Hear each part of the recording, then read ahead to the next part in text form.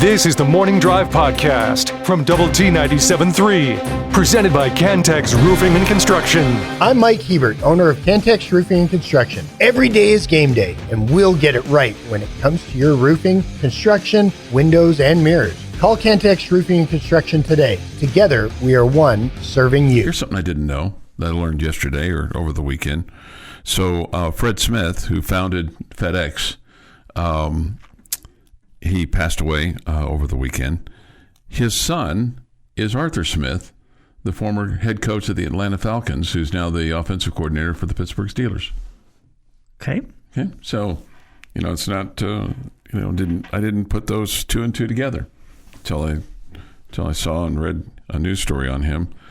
Fred Smith also reportedly, although he doesn't recall specifically, did a paper back in college, and he was going to Yale on delivery service and doing it in a form of way that eventually led to FedEx, and he got a C on that paper, reportedly. It's too bad. It turned out to be pretty good for him. The company, FedEx, kind of changed the world a little bit. All right, I want to get your take on the new, presumed new, the article that you wrote on DoubleTSportsNetwork.com said Texas Tech baseball. What? You read one of my articles. I did. I'm shocked. No, I read quite a bit. I know you're out there. I read quite a few of your articles. Do you put little Easter eggs in there for me that if I say something like, "Oh, you only got that because I wrote that"? No. Anyway, you wrote the Texas Tech baseball program is expected to hire former Colorado Rockies pitching coach Steve Foster. That's a pretty good get, isn't it? Well, obviously, a lot of coaching experience at the major league level. A guy who was a pitching coach for the Rockies. He's been their director of pitching. A Texas native. I can't.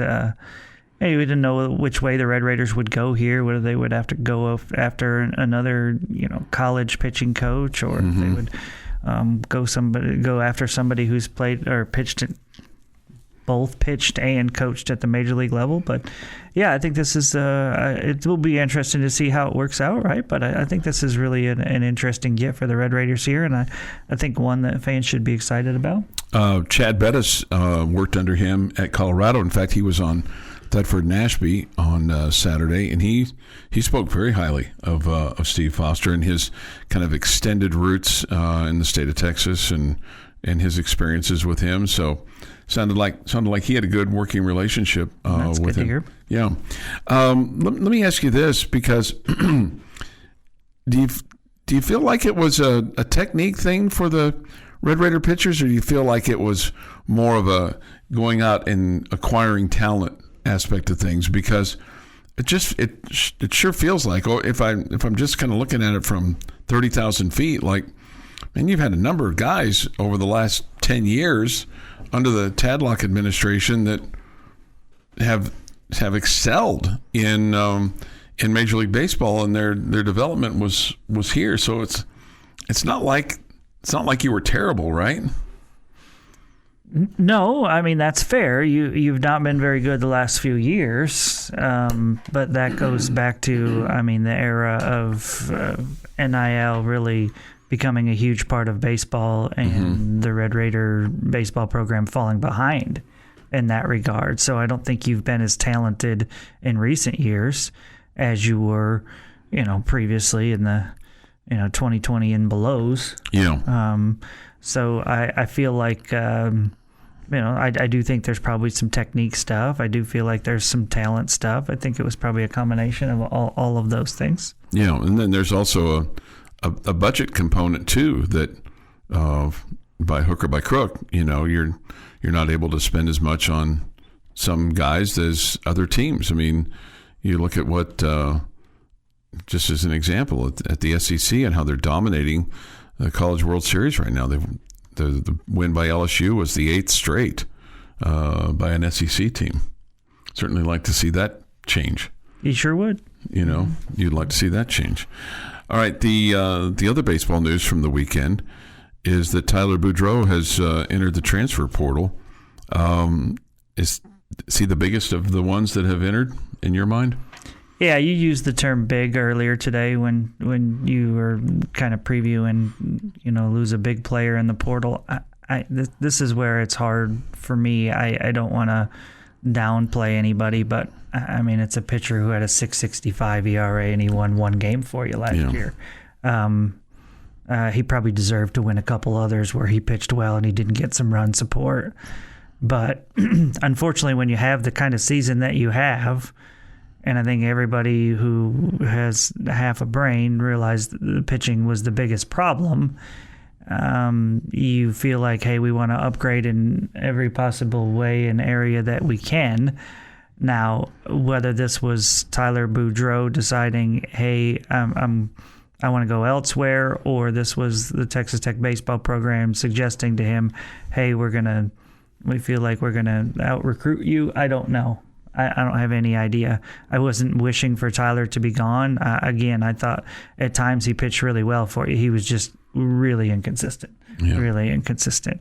I mean, when he was at his best, when we were winning games on Saturday, it was him giving you 3, maybe 4, and then Jack Siebert coming in for 5 or 6 innings and holding the fort. So Tyler, I mean, I think he's talented. He showed that at times. He's got electric stuff.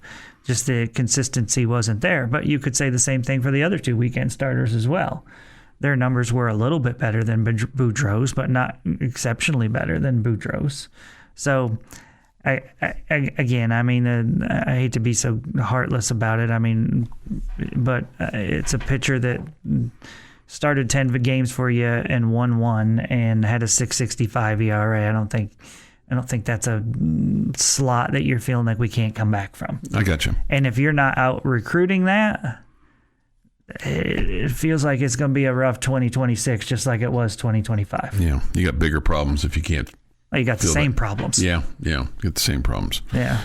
But that being said, you'd like to have had him back. Yeah, it's for the thought that second year in the system, it was his first year of Division I ball. He pitched junior college previously, and the thought that he'll improve and take a step forward and all that kind of stuff. Yeah, I was on board and hoping that would happen. So again, I'm not sitting here today going, God, I'm glad we got rid of that guy. Right. I'm not that way at all. But at the same time, I'm not. The sky is falling. Gotcha. Yeah. Your daily dose of sports and fun. This is the Morning Drive Podcast from Double T 97.3, presented by Cantex Roofing and Construction. Time for this day in sports history. Today is June 23rd, 2025.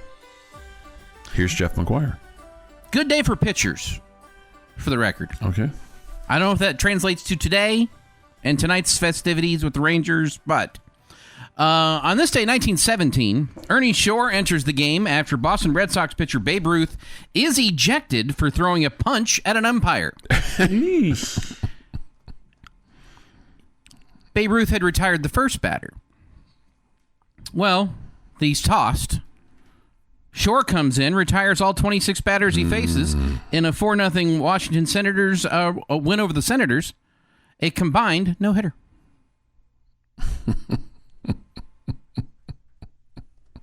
1961, Cubs' Ernie Banks ends his 717 consecutive games played streak. That's a lot of games. 1971, Philadelphia Phillies' Rick Wise no-hits the Reds. He also hits 2 home runs and had 3 RBI in a 4-0 win. So, He was a good hitting pitcher. There's no question about it. He kind of said, screw you guys, I'll do it myself. Yeah, he was known for that. He was known for being a guy that could pick up a bat. 2003, Barry Bonds steals second base against the LA Dodgers. He becomes the first player in Major League Baseball history to have 500 career home runs and 500 career steals. Boy, those numbers kind of like flip-flopped as his career went on, didn't it? Sure. Sure. He got a little heavier. 2005, San Antonio Spurs beat the defending champion Detroit Pistons 81-74 in Game 7 for the club's 3rd title. Tim Duncan, your MVP for the 3rd time. 2008, Felix Hernandez of the Seattle Mariners hits a grand slam home run against the New York Mets. He's the first pitcher since Steve Dunning did it in 1971 to hit a slammy. And in 2017, former Red Raider pitcher A.J. Ramos earns his 11th save of the year in a perfect ninth inning for the Marlins' 2-0 win over the Cubs. Gosh, you just kind of wonder how his career would have gone if he hadn't gotten hurt. All right. It is National Pecan Sandy Day. Yeah, I'm completely out. Completely out. I like them. I mean, they're not my favorite, but they're not bad. Happy birthday, Melissa Saranch, 45, Ladainian Tomlinson, 46, and Tim Anderson is 32. And on this day in 1972, President Richard Nixon advisor H.R. Halderman, okay, tells the president to put pressure on the head of the FBI to, quote, stay the hell out of this Watergate burglatory investigation business. In essence, he was telling Nixon to obstruct justice, which is one of the articles of Congress threatened to impeach Nixon with in 74. The tapes of the hour-and-a-half conversation between Nixon and him eventually brought down the Nixon administration and led to his resignation. It was considered the smoking gun, which proved that Nixon's role in obstruction of justice during the Watergate investigation. And that is this day in sports history. With this day in sports history, 6:49 this morning here on the Morning Drive. I was curious on your take on what transpired with what kept there from being history with Clark Schmidt, who for the Yankees threw 7 innings and then was pulled. He had 103 pitches, and the Yankees were up 9-0 on the Orioles and cruising along. And I'm guessing, this is about keeping a healthy pitcher, and we all know that pitchers have been at a premium, but you got a no-hitter going. Right? Yeah, I'm sure that was a conversation with the manager and the pitching coach and Clark Schmidt and all that good stuff. So, yeah, I don't question it. Yeah. Okay. The Yankees already are down Garrett Cole for the year, and they've got a rookie starter, their best rookie starter, Luis Gil, who hasn't returned, and so I'm sure that he's kind of looking at this going, hey, why risk it, right? Yeah, whether you've got injured guys or not, I think you're just making sure you take care of your guys. Yeah, because if he'd thrown him back out there and he'd hurt his arm or something, and you're like, well, what was he doing out there? 103 pitches? What were they thinking? Instead, it's, the guy's got a no-hitter. What are they thinking? I'm sure the pitcher wanted to stay in, because you always want to stay in, but apparently he'd been laboring a little bit. So I guess probably a good decision when it's all said and done. Just for future reference, it's Luis Gil. Gil, okay. Yeah. Oh, because it's Gil. It's pronounced with the H. Is he from Spain? I don't know where he's from. Gil. I think he's from American League Rookie of the Year last year. Okay, Gil. Gil. Luis Gil. Thank you.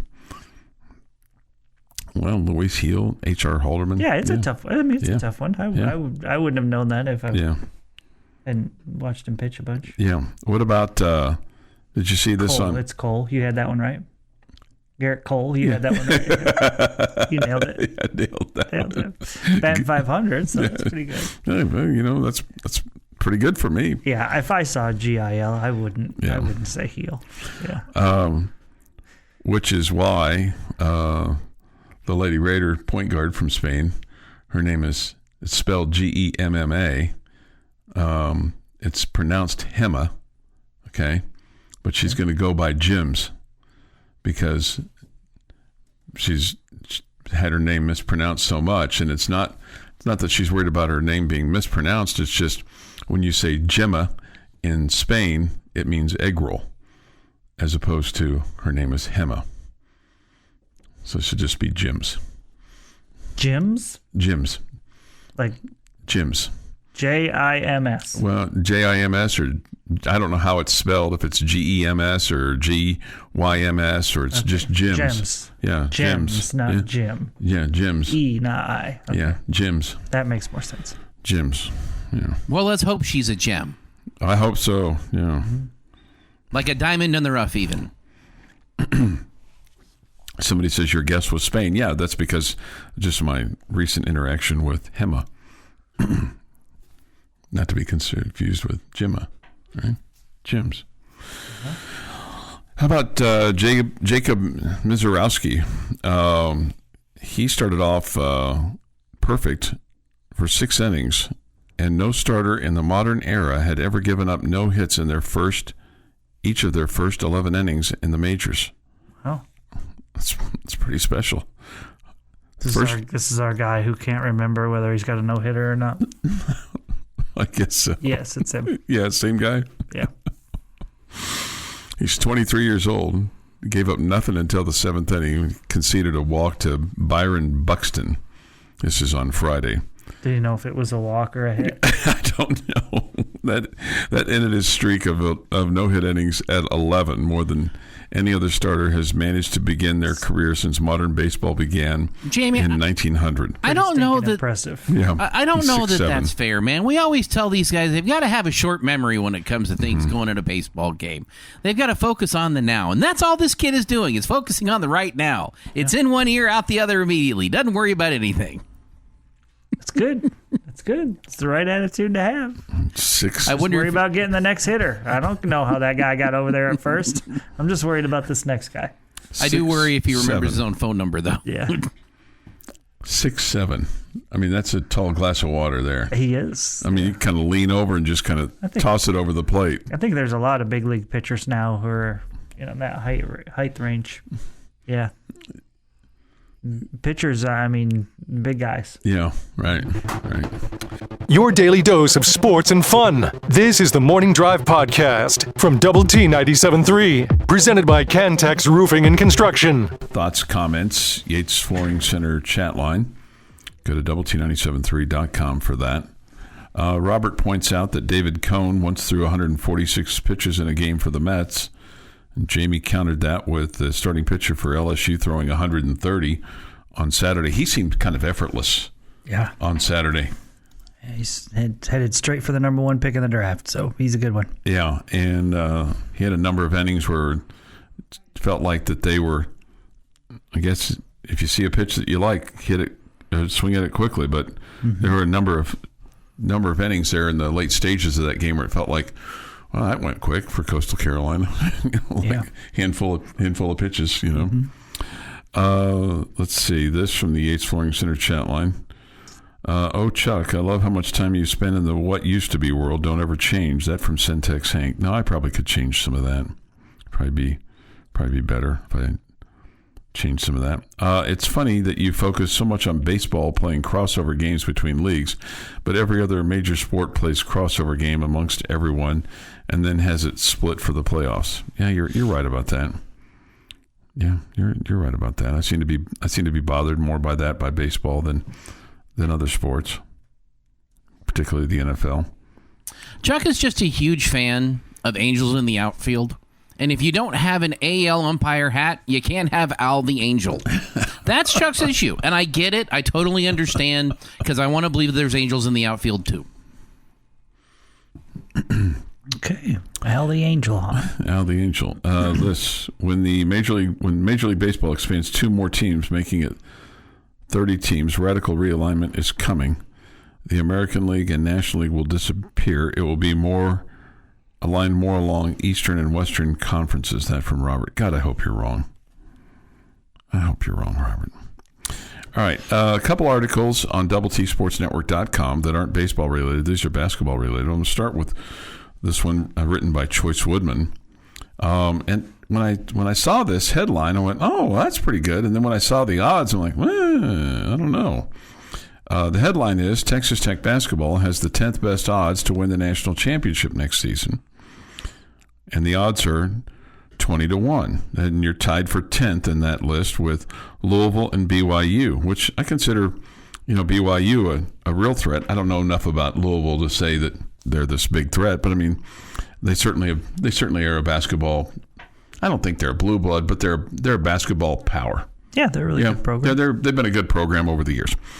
They have Purdue and Houston at 10-1. I don't necessarily have any issue with either one of those teams at 10-1 because both of them coming back. Duke's at 13-1. But then they have Kentucky, Michigan, Kansas, St. John's, and UConn at 17-1. So does 20-1, does that feel like good odds, or doesn't feel like long shot? Because I mean, you're tied for 10th in the country. Do you feel like that's warranted? That's probably fair. Okay. Mm-hmm. I mean, I feel like it's good. I mean, if you have the 10th best odds in all of the country, I mean, they suspect you're going to be one of the top 10 teams in the land. I'll take that. Okay. Do you feel like that those and odds... then we'll prove them all wrong and blow past the top 10. Okay. Yeah. Do you feel like it should be better than Kentucky, Michigan, Kansas, St. John's, or Kentucky? Or UConn? I mean, I'd have to know what those schools have coming back, Chuck. I'm not going to try to sit here and feels like break down what those teams have returning. Yeah, it feels like to me it feels like Tech and BYU should be above Kansas just because of what it feels like they have struggled in the portal a little bit now that now that the rules are all the same for everybody. It just feels like they don't have the momentum that other schools have. That's just from what I'm gathering. I'm not doing deep dives into their roster or anything like that. Just the overall nature of the beast. And then, St. John's, man, that's a credit to what Rick Pitino's done and being able to put together a roster, because I don't think anybody thought. I think people thought that they were going to be good. I don't think people thought that they were going to be this good. Yeah, Rick Pitino and his boosters. Right. His henchmen.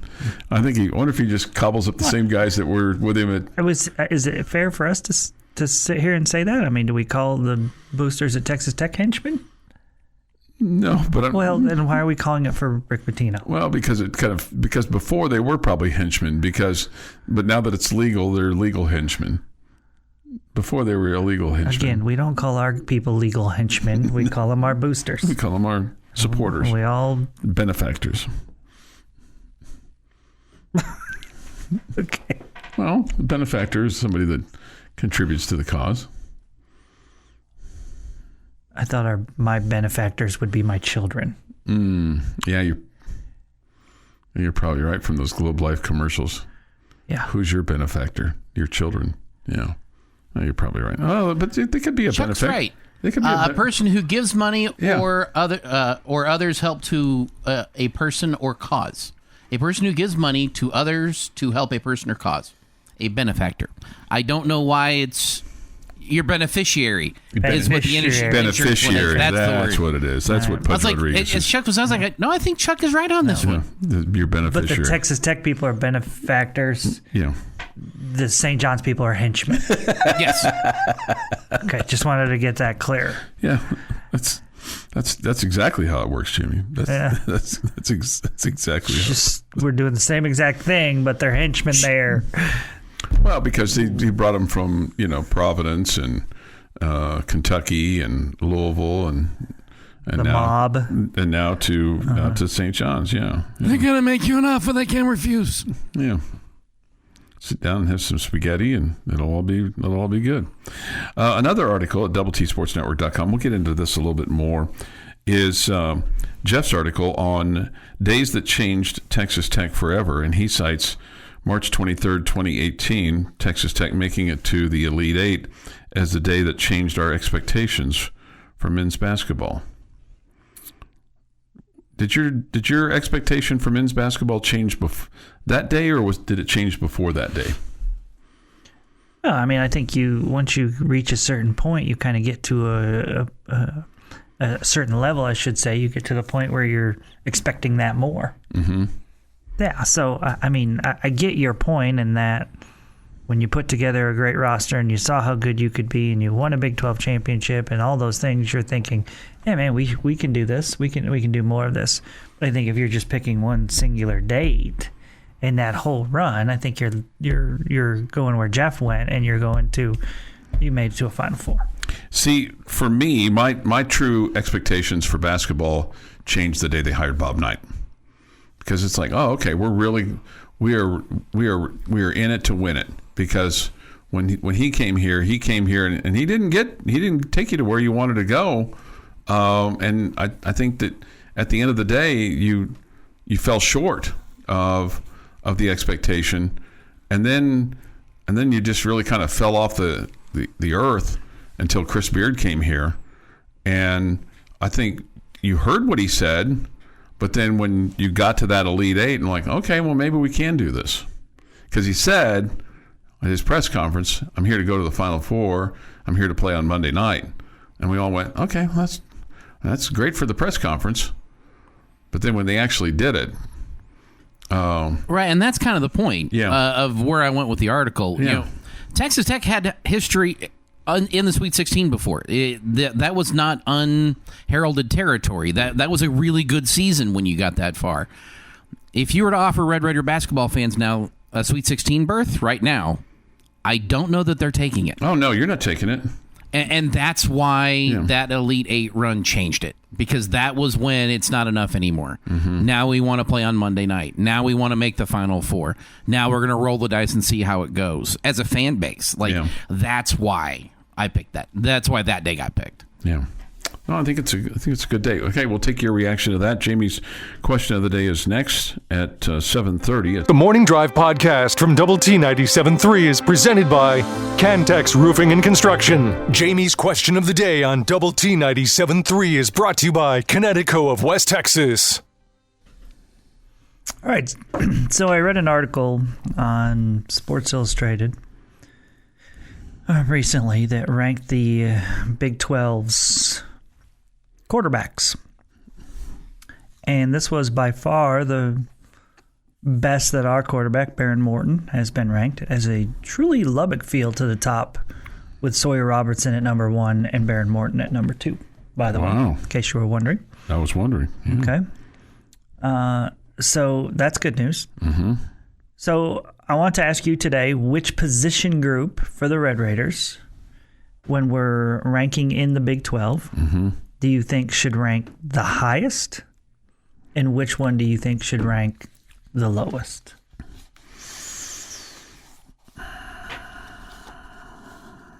Well, I kind of feel like that the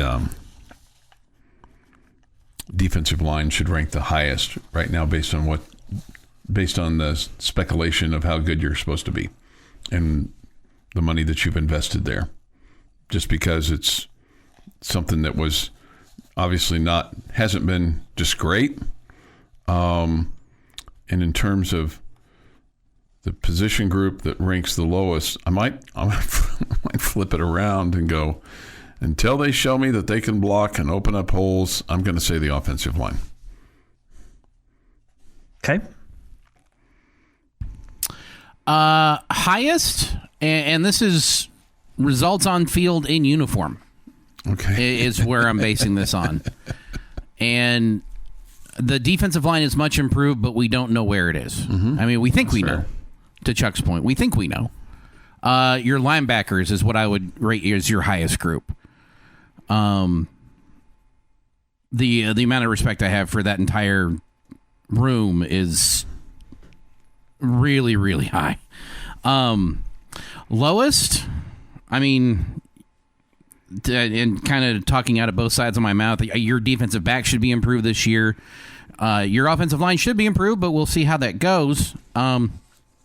I think your lowest rated group, though, might be your wide receivers right now.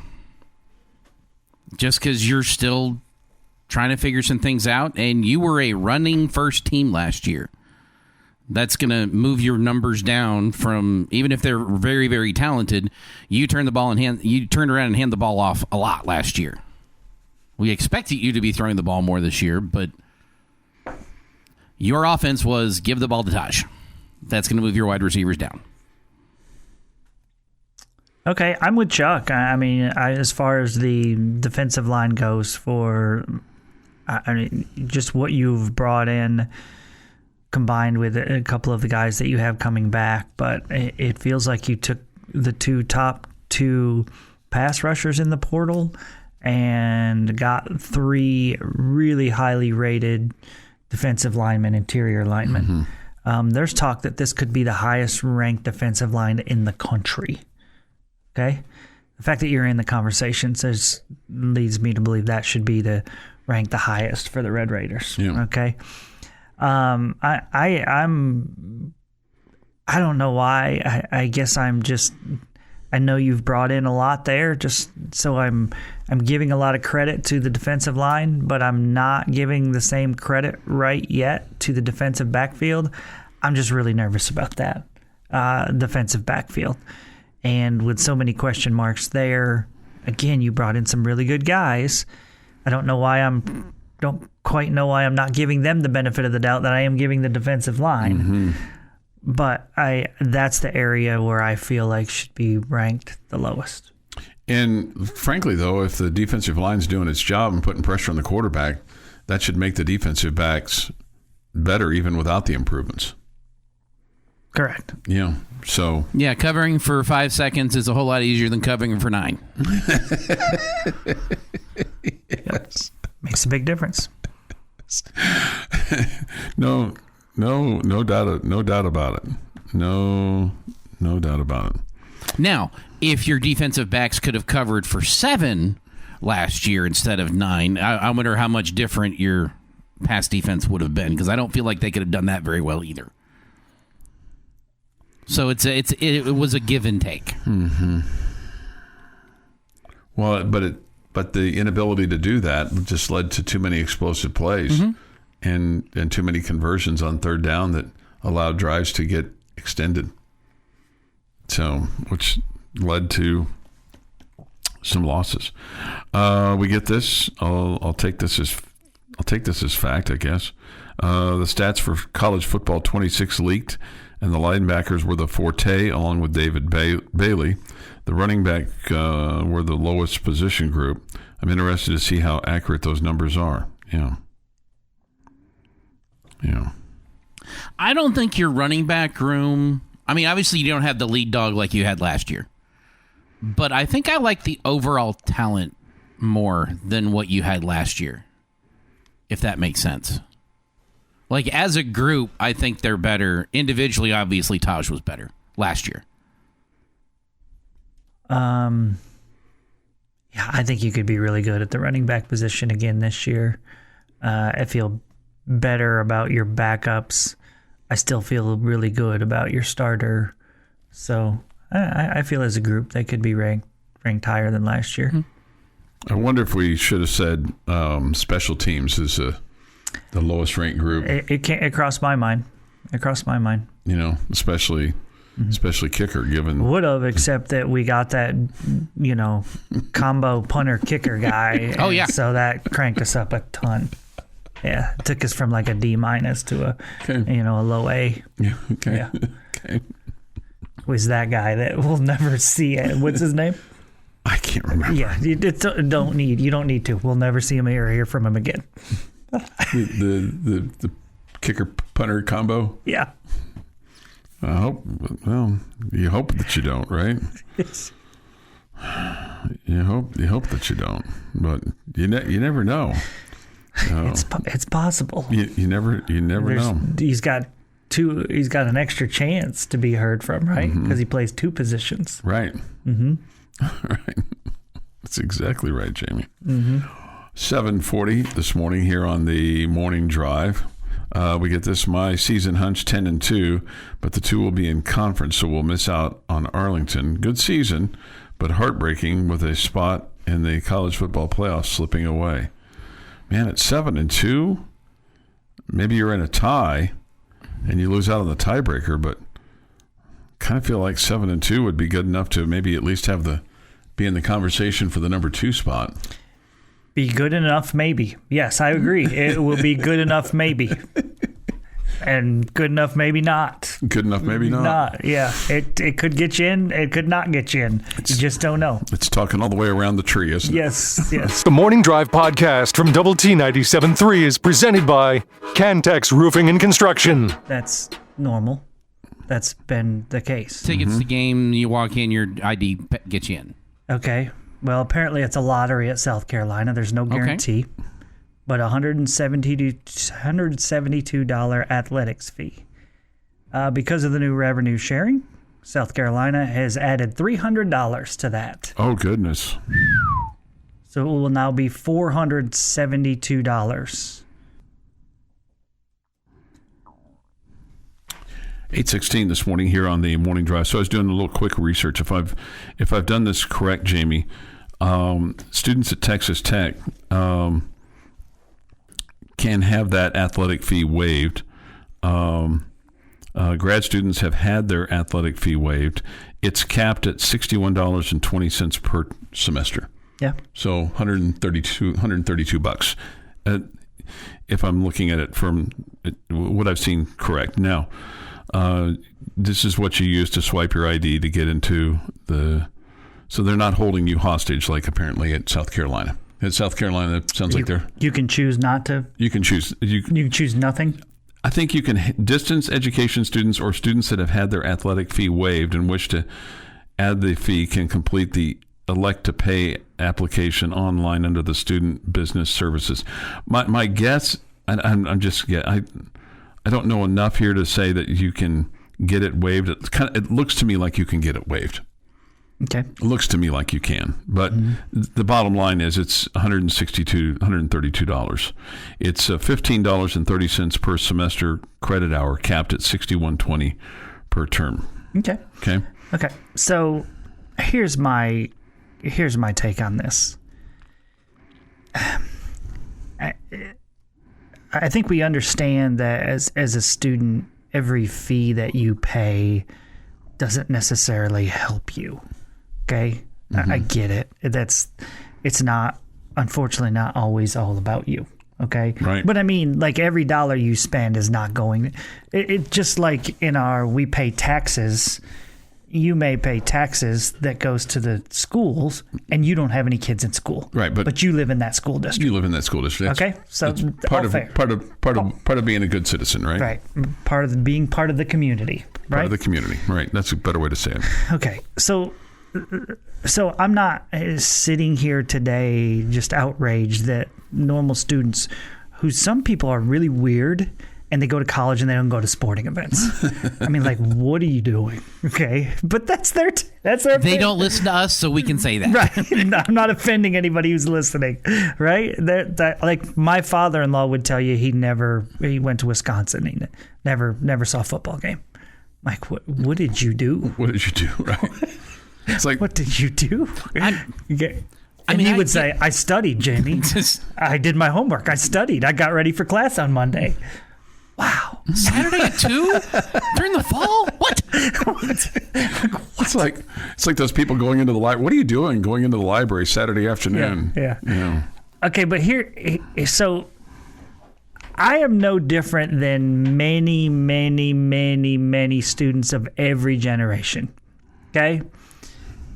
My parents couldn't afford to send me to college. I knew every cent that was spent on college was going to be spent by me. Okay? Mm-hmm. I'm no different than a lot of people. I'm not anything special. And these people had to work while they were in college to make it work, just so they could get out of college with a degree and owe a lot of money. I was that guy. Okay? I was that guy. Now you mean, and I felt like every cent of it was well spent. Every cent of it. Mm-hmm. It got me where I am today, which is next to me. I'm a very blessed person with a great life. Okay? But if you mean to tell me the debt that I am incurring, I am building up, is going to pay my fellow student athletes, I am losing my blanking mind. That is something that is so incredibly wrong.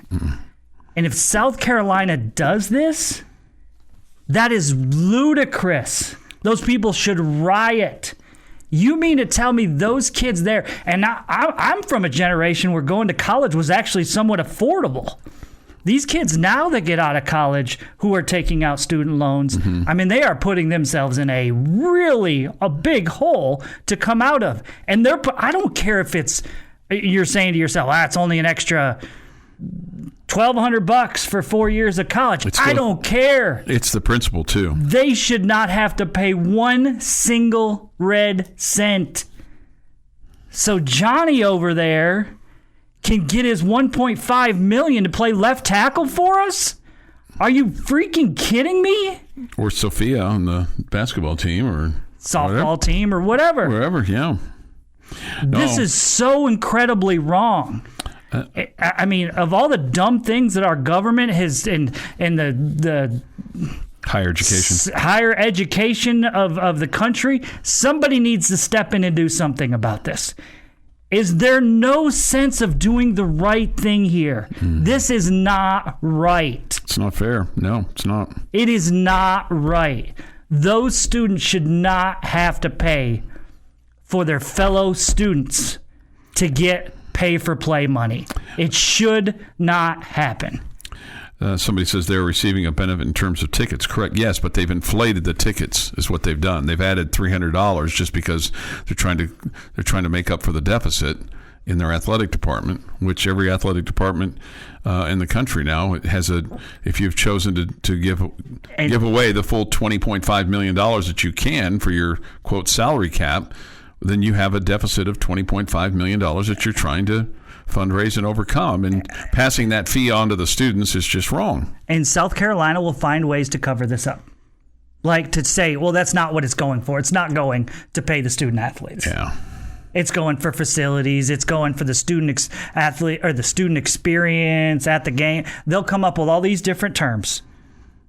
But all of a sudden right now, for some odd reason, that the fall of 2026 it's jumping up $300. Yeah, we know we're not stupid, South Carolina. You may be, we're not. What a coincidence! Yeah, and I would tell you this. I mean, you talk about your experience, even my experience, having graduated from college 42 years ago. I worked during college. I didn't have to work every weekend, but I worked at least a weekend, and I worked 40 plus hours every week that I could. In the summer, spring break, Christmas break, leading up to it. I mean, technically, my first 2 weeks of college every year, I was on, quote, vacation because of how my employer handled you as a full-time employee at that point in time. And I was grateful for that. But, I mean, I didn't have the big, huge number, but, I mean, I had a number. I mean, and it's all relative because X number of $1,000 in 1984 is not necessarily equal to what it is in 2026, but still it was a hell of a number that you're trying to overcome. So I don't know. I get I'm right there. I'm right there with you. This is despicable. It is. And you know unfortunately what's going to happen is there'll be other universities that look at this and go, they're like, hey, it's working for them. It's working for them. They're doing it. We're going to do it too. Sorry about you. And Bullfighter asked the question, and it's a fair question, so you pass it on to the fans. How much is too much for the fans? The fans have the choice to not buy a ticket. Yeah, that's up to you, Bullfighter. Right. And you may like the price, you may hate paying it, but you make that choice. The students are being forced into this $300 upcharge. Yeah, and like somebody in the chat line says, and it's a lottery at South Carolina for their football tickets. They're not even guaranteed to get in. And it's going to get tougher to get into our place, too. I mean, they've done a really good job of trying to get every student in, whether you're putting them in the grass area on the north end or filling in where you can. But you watch. I mean, if you're hosting a college football playoff game, you're going to have a bunch of students that are going to want to get in that said, hey, I've paid my fee. I'm sorry, we don't have a seat for you. I love sports just as much as everybody else. But if this is what it's come to, we have gone too far. Sports isn't that important. We should not put it on the students. This has been the Morning Drive Podcast, presented by Cantex Roofing and Construction. Check out our library of Double T 97.3 podcasts at doublet973.com.